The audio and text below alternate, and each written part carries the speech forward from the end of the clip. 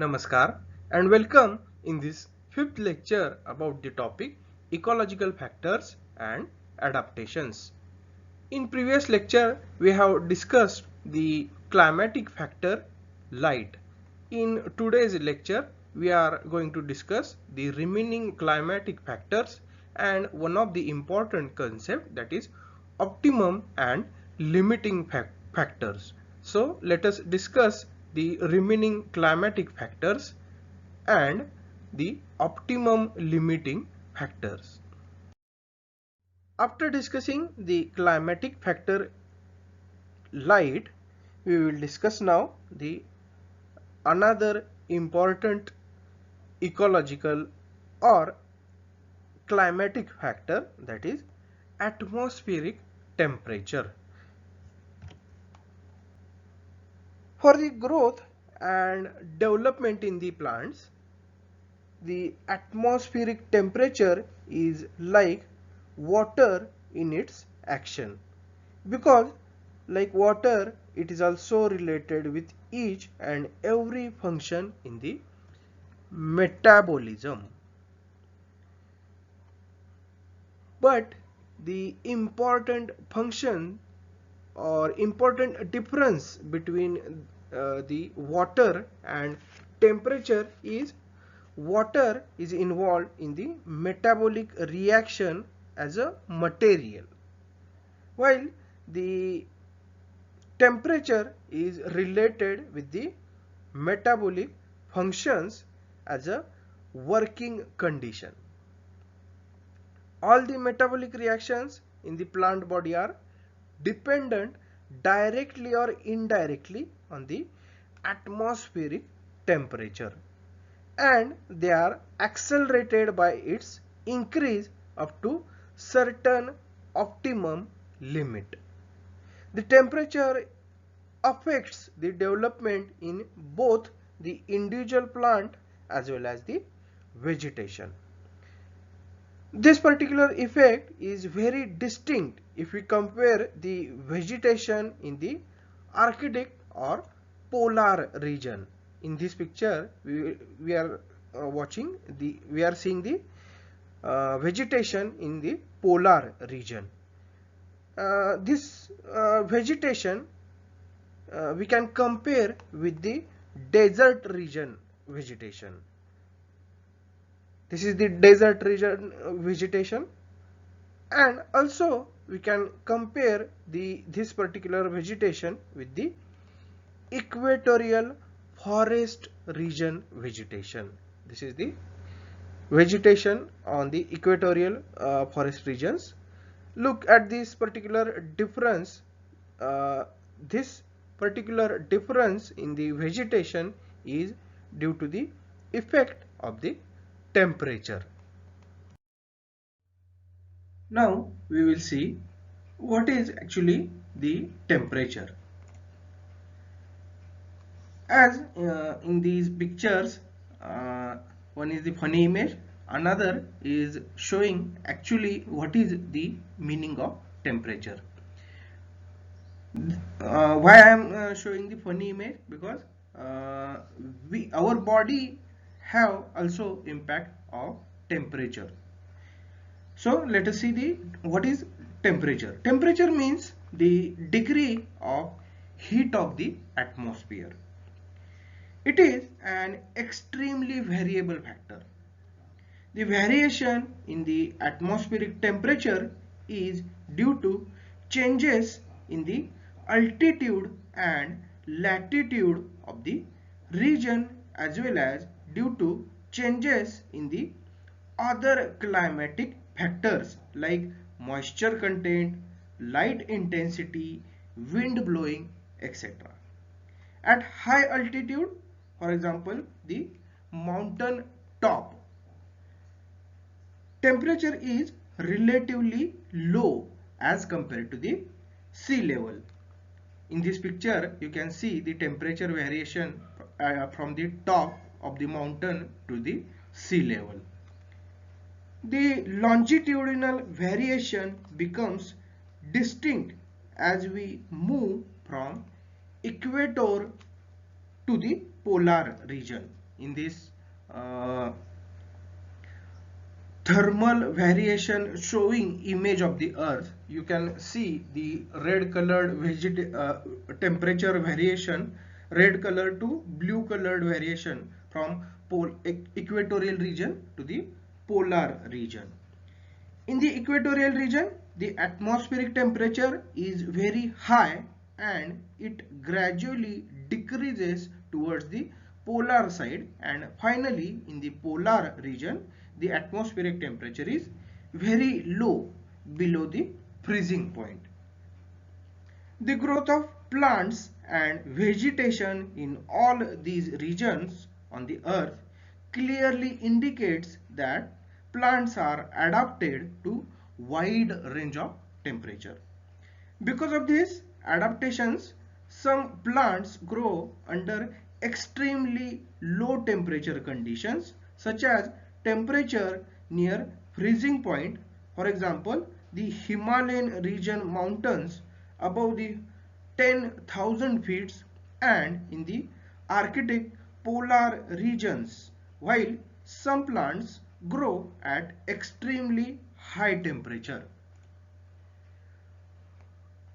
These Himalayan and polar regions showing the vegetation. In these two images you are observing the Himalayan region and the polar region.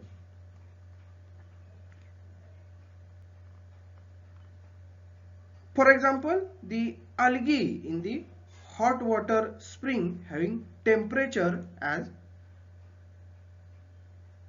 high as about 77 degree, and some fungal species tolerating temperature up to 89 degrees Celsius. In general, for tropical plants, atmospheric temperature above 90 degree Fahrenheit is favorable. For the temperate plants, best development occurs between 60 degree Fahrenheit and 90 degree Fahrenheit, while the Arctic or polar and alpine plants favorable temperature is slightly above the freezing point. The habitat plays a very important role in determining the effect of temperature upon each plant species. Every plant species get accustomed or get habited for many generations to certain extreme of heat and cold, as well as the seasonal variations in the temperature. The temperature beyond these extreme checks the activity in the plant. Though the plant system is adapted to very wide range of temperature, every plant species can tolerate only certain extremes of high temperature and low temperature. The adjustments to the temperature between these two extremes, that means the high and low, the adjustments to these temperatures between these two extremes becomes an important character in the protoplasm of the species, and temperature tolerance becomes a fixed habit of the species. It is the tolerance capacity of a species for the temperature. Many plants are very sensitive to temperature. The exposure to temperature beyond the tolerance capacity of a plant is injurious to its protoplasmic system or harmful to the protoplasmic system. Under such conditions, both very low and very high temperature produce injurious or harmful effect in plants. The plants at high altitude generally show some adaptations to low temperature. Injury in the form of hardening of aerial organs and extended dormancy in the birds. In winter, this hardness is more than in the summer. The injuries due to high temperature are more injurious because high temperature affects the important processes like photosynthesis, respiration, and sometimes kills the protoplasmic system. Therefore, the plants which are exposed to high temperature under natural conditions show many adaptations to avoid the harmful effects. These particular adaptations in such plants are, we can see these one by one. First one is the high rate of transpiration to cool the aerial organs to some extent. The second one, that is, leaves remain parallel or in a vertical position instead of at right angle to the sun rays. In these pictures you can see the arrangement of the leaves parallel to the sunlight. Third one, white coating on the surface of leaves and other aerial organs to reflect some of the light rays, due to which less amount of light energy is absorbed and the internal temperature of organ is not allowed to increase. Fourth one, that is thick coating of dead hairs on the surface of leaves and young aerial organs, which protects the inner living cells from the photooxidation. Fifth one, that is thick bark is formed on the surface of the stem and branches, which protects inner phloem and cambium from the temperature. And finally the last one, that is the cells are with protoplasmic system with low moisture content. These all are the adaptations of the plants to the atmospheric temperature. On the basis of temperature tolerance capacity of the plants, the vegetation can be divided into four categories.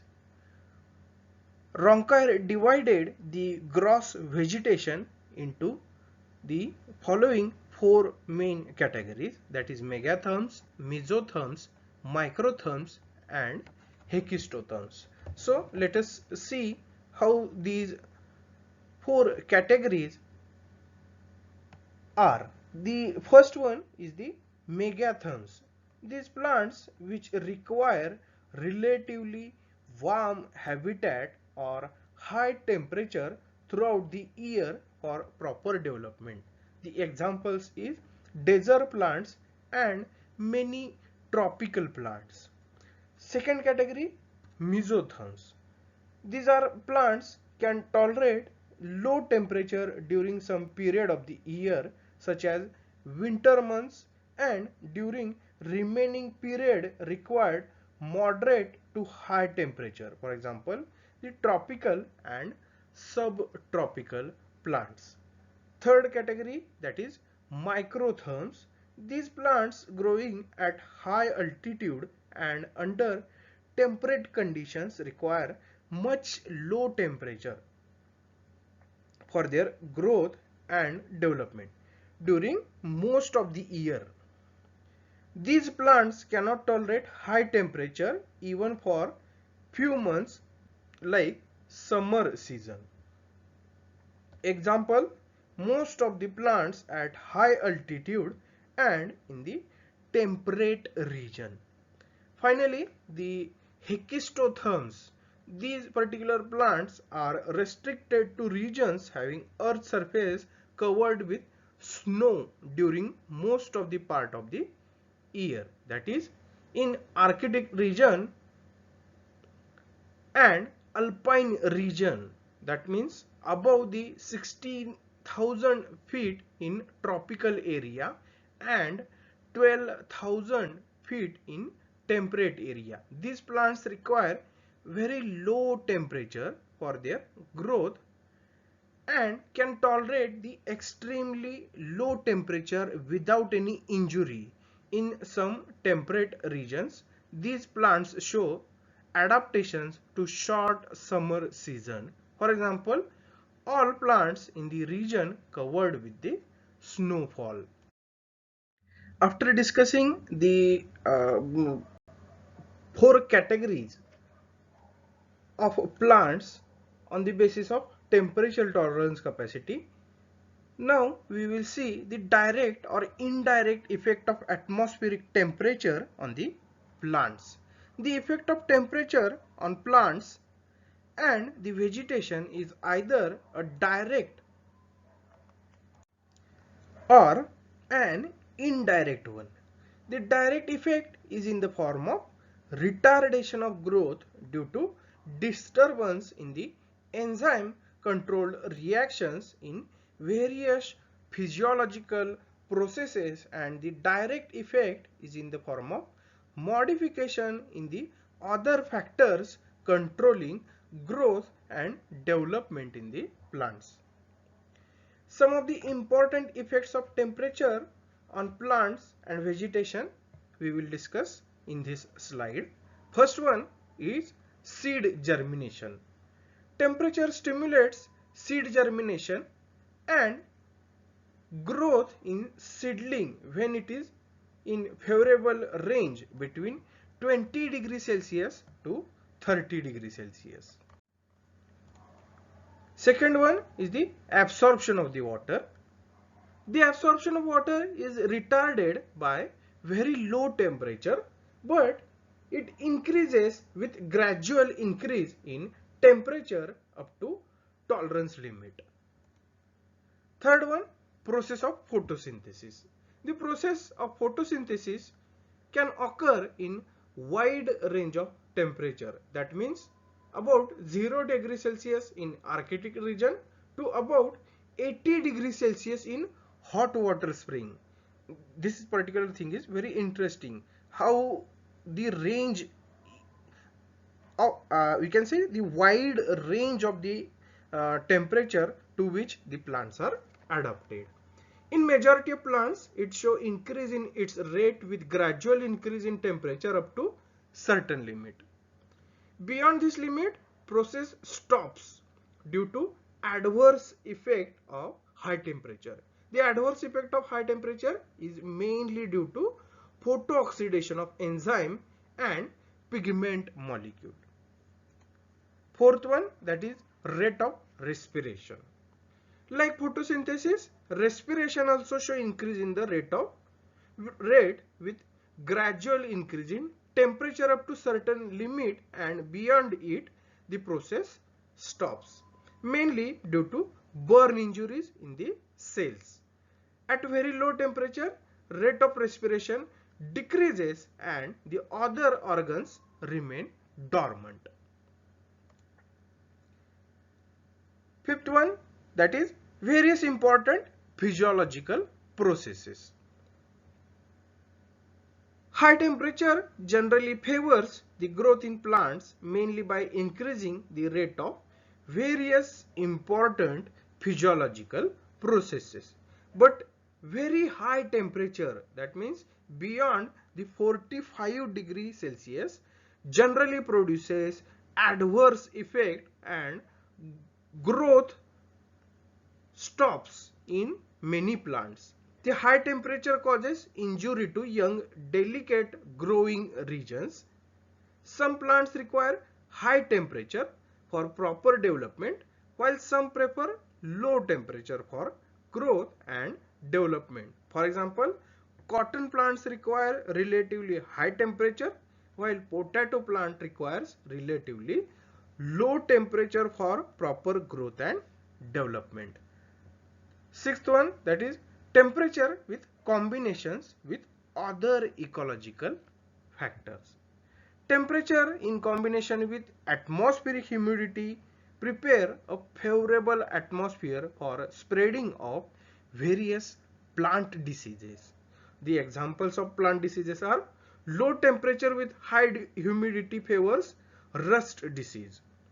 Low temperature, high humidity and low intensity of light favors the spreading of many diseases like damping off, seedling blight, foot rot, root rot in cucurbits, tobacco, papaya and ginger respectively. And lastly, the atmospheric temperature and humidity. Atmospheric temperature and humidity together determine the vegetation in any region. For example, in a desert region with low humidity and high temperature, vegetation shows xerophytic plants, and in tropical regions with high moisture and high temperature during major portion of the year, vegetation show mainly evergreen plants. This is all about the climatic factor, atmospheric temperature, which shows the direct or indirect effect on the plants and how the plants get survived or forms different life forms of their uh, plant body to adapt to the environment. The growth, development and vegetation formation is dependent upon many factors, that is climatic, edaphic, topographic and biotic. The plants and animals flourish within a definite set of the environment. The environmental factors, particularly climatic factors, have profound effect on the distribution of plant species over this planet. In climatic factors, light and temperature has got specific effect on various biological, physiological processes in plants. They affect processes like photosynthesis, respiration, enzyme action, as well as vegetative and reproductive growth in many plant species. In a given climatic area, all local populations develop environmental tolerance. It leads to formation of ecological race. The population of species are adapted to a particular features of the environment. This intraspecific difference between populations are genetically based. The law of the minimum is a principle developed in agricultural science by Carl Sprengel. This was popularized by Justus von Liebig in 1840. This law states that growth is progressed not by total resources available but the minimum resource limiting factor. This law has been applied to biological populations and ecosystem for factors like light, mineral, nutrients.